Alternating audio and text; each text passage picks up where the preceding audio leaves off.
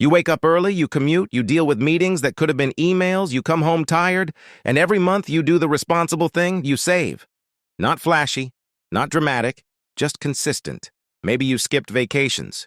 Maybe you drove the same car longer than you wanted to. Maybe you said no when your friend said yes. And now, years later, you finally hit it. 100,000 invested, 6 figures. That number felt massive when you first imagined it. It felt like the line between normal and wealthy. But here's the thing. When you actually get there, it doesn't feel how you thought it would. You open your brokerage app. You look at the balance. And instead of freedom, you feel confusion. Because nothing in your daily life changed. Your rent is still due. Your job still demands your time. Your stress levels are about the same. So you start wondering, is this it? Wasn't 100K supposed to do more than this? Should I be living off dividends by now? Look, this is the moment where most people either double down intelligently or make a mistake. Because 100K is powerful, but not in the way social media makes it seem. And if you misunderstand what this milestone really means, you could accidentally slow down the very freedom you've been working toward. So let's break this down realistically. My name is David, and I spend way too much time thinking about money. If you're someone who feels stuck financially, make sure to hit the subscribe button and give this video a thumbs up if this helps you out. Now let's talk honestly. If you're between 25 and 40, there's a good chance you've done a lot of things right. You're not reckless. You're not blowing your paycheck every weekend. You care about your future, but you still feel behind. Not broke, just not free. You see people online talking about passive income, early retirement, dividend checks paying their rent. And you're sitting there thinking, okay, but I've got real bills. Here's what most people don't realize. There's a massive gap between financial discipline and financial independence. And that gap is uncomfortable. You can have $50,000 invested and still feel stuck. You can even have $100,000 invested and still feel like you're running in place. Because money milestones don't automatically create lifestyle change. Now you might be thinking, so what's the point then? The point is understanding what stage you're actually in. Today, we're not chasing hype. We're not fantasizing about $10,000 per month in dividends from a tiny portfolio. We're going to break down what 100K actually does. Real numbers, real expectations, real strategy. Because once you see the math clearly, the frustration starts turning into focus. And that's where progress really begins. So let's start with the advice everyone hears. Just invest in dividend stocks. Build passive income. Let your money work for you. On the surface, that sounds completely logical. If your money can pay you, why wouldn't you focus on that? But here's the thing. Advice isn't wrong, it's just incomplete. When someone says, live off dividends, they're usually skipping a critical detail, the size of the portfolio required to make that meaningful. Because dividends are not a shortcut, they're a percentage, and percentages only become powerful when the base number is big. Here's what most people don't realize. A 4% dividend yield on $10,000 feels exciting. A 4% dividend yield on $100,000 feels decent. A 4% dividend yield on $1,000 feels life-changing. Same strategy, different scale. Now you might be thinking, okay, so I'll just find higher yield stocks. Look, high yield often signals higher risk. Sometimes it's sustainable. Sometimes it's a warning sign. Companies don't just hand out 8% dividends for fun. That money comes from profits. And if profits shrink, dividends get cut. And when dividends get cut, stock prices usually fall with them. So what started as safe passive income turns into capital loss and frustration. This is where it gets really interesting. Most dividend-first advice is designed for people who already have wealth, not people still building it. And if you apply a wealth preservation strategy during the wealth building phase, you can unintentionally slow yourself down. That's the part no one explains clearly enough. So let's zoom out for a second and put this into perspective. According to data from the Federal Reserve, the median retirement savings for Americans aged 35 to 44 is under $50,000. For ages 45 to 54, it's just a little over $100,000. Let that sink in. If you have $100,000 invested right now, statistically, you're ahead of most people in your age group. Ahead. But here's the emotional twist. You probably don't feel ahead, because wealth is relative. You compare yourself to coworkers, friends, people on social media posting about rental properties and dividend checks, and suddenly 100K feels small. Here's what most people don't realize. Financial progress happens quietly at first. It doesn't look dramatic. It doesn't change your zip code overnight. 100K isn't freedom money. It's foundation money. It's proof of behavior, proof of consistency, proof that you can delay gratification long enough to build real capital. Now, you might be thinking, if I'm ahead, why doesn't it feel like I'm winning? Because lifestyle hasn't caught up to net worth. Your expenses are still real. Your time is still traded for income. Your stress hasn't disappeared.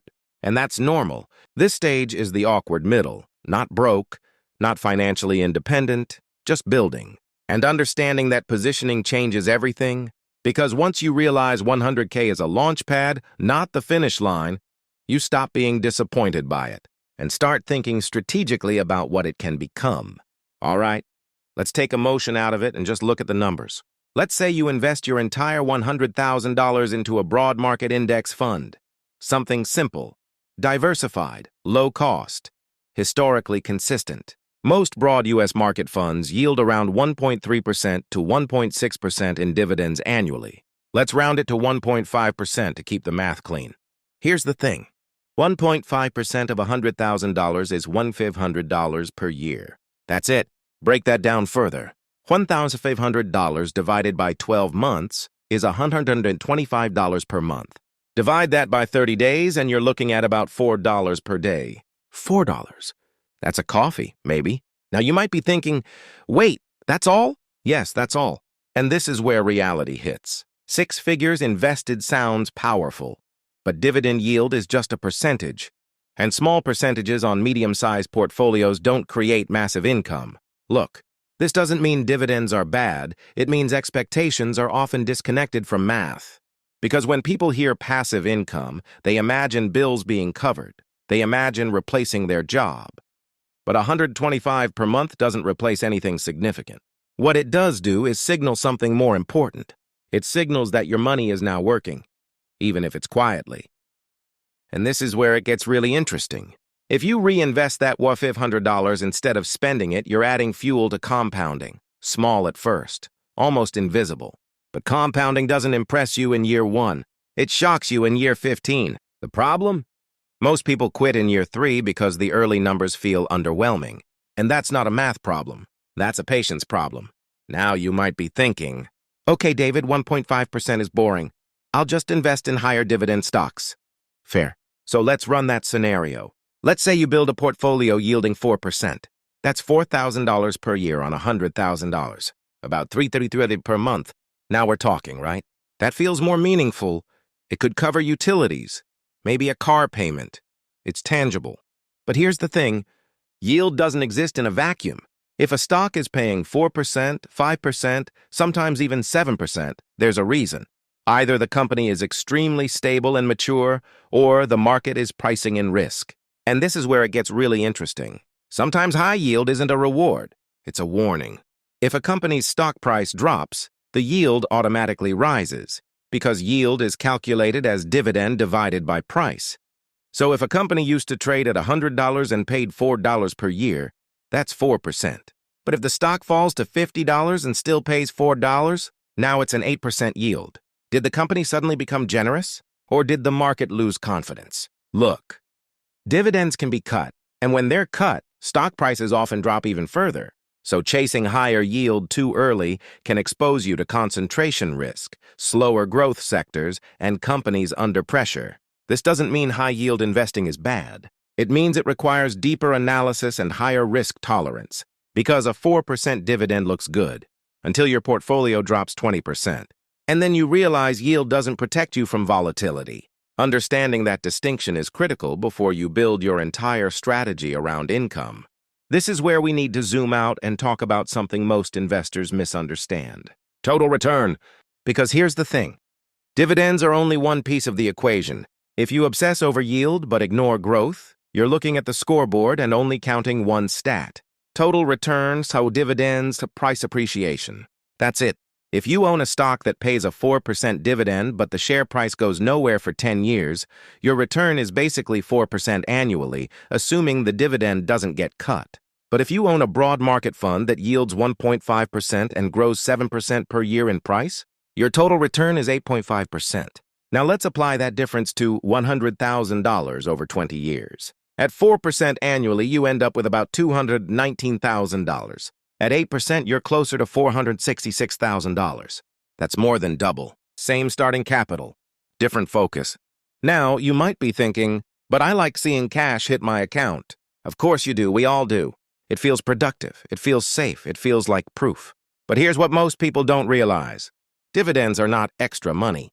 When a company pays you a dividend, that cash leaves the business. The company's value adjusts accordingly. It's a distribution of profits, not a bonus. You're not creating value out of thin air. You're reallocating it.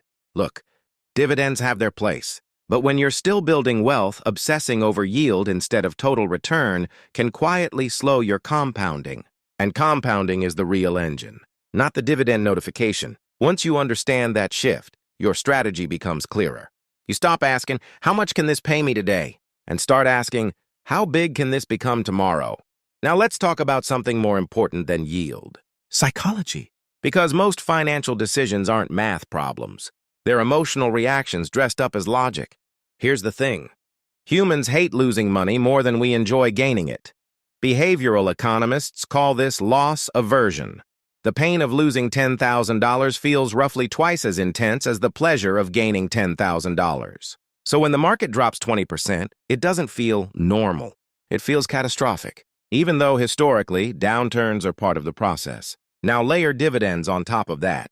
When you receive dividend payments, it feels stable. It feels predictable. It feels like control. Even if your portfolio value fluctuates, that cash deposit creates psychological comfort. And that comfort is powerful. But here's what most people don't realize. Sometimes we chase dividends not because they're optimal, but because they reduce anxiety. There's also instant gratification. Growth investing requires patience. You don't see the benefit daily. It's invisible compounding. Dividends, on the other hand, give you a small dopamine hit every quarter. Notification, deposit, reward. Your brain likes that. Now you might be thinking, so are dividends bad psychologically? Not at all. They can actually help some investors stay consistent during volatility. But if you're choosing strategy based purely on emotional comfort rather than long-term math, you might be limiting your upside. Look, investing is part numbers, part self-awareness. Understanding your risk tolerance matters. Understanding your emotional triggers matters even more. Because the biggest threat to your wealth usually isn't the market. It's your reaction to it. And mastering that, that's when real financial progress starts accelerating. Now let's address the question that quietly stresses a lot of people out. What if I have debt? Because here's the thing. Talking about investing $100,000 sounds great, until you're also carrying balances on credit cards, personal loans, or even a car note. And this is where logic has to override ego. If you're paying 18%, 22%, sometimes even 25% interest on credit cards, that's not just debt. That's a financial emergency. Paying off a credit card charging 20% interest is the equivalent of earning a guaranteed 20% return. Show me a dividend portfolio that can promise that safely. You can't. Now you might be thinking, but what about low-interest debt? That's different. A 3% mortgage in a 7 to 8% expected return environment? That's cheap leverage. Mathematically, investing may make more sense long-term. But here's where it gets really interesting. Debt decisions are rarely just math. They're emotional weight. Some people sleep better knowing they're debt-free. Others are comfortable using low-cost debt strategically. Neither approach is automatically wrong. The key is understanding the trade-off. If your debt interest rate is higher than your expected investment return, eliminate the debt. If it's significantly lower, investing can be rational. But don't ignore high-interest debt just because you want to say you're investing. That's financial cosplay. Look, investing builds wealth, but eliminating destructive debt stops wealth destruction. And sometimes the smartest financial move isn't chasing returns. It's removing guaranteed losses. That clarity alone can move you forward faster than obsessing over dividends ever will. Let's talk about something people rarely say out loud. Wealthy people don't obsess over dividend yield. They obsess over ownership. Here's the thing. If you study long-term wealth builders, whether entrepreneurs, investors, or business owners, their focus isn't, how do I get 5% income this year? It's how do I own assets that grow? Take someone like Warren Buffett. Yes, his company receives billions in dividends today, but that wasn't the strategy in the early years. The real wealth came from owning high-quality businesses that compounded in value over decades. Growth first, income later. And this is where it gets really interesting. Once you build a large enough asset base, income becomes automatic. At $100,000, a 4% yield gives you $4,000 per year. At $1,000, that same 4% gives you $40,000 per year. Same strategy, different scale. Wealthy individuals understand scale. They know that the early phase is about accumulation, aggressive saving, intelligent investing, increasing earning power. Dividends become meaningful when the base is massive, not when you're still climbing. Now, you might be thinking, so I should ignore dividends completely? No. But don't confuse a wealth preservation strategy with a wealth building strategy.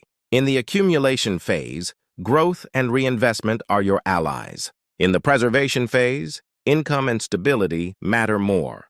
The mistake most people make? They try to preserve wealth they haven't fully built yet.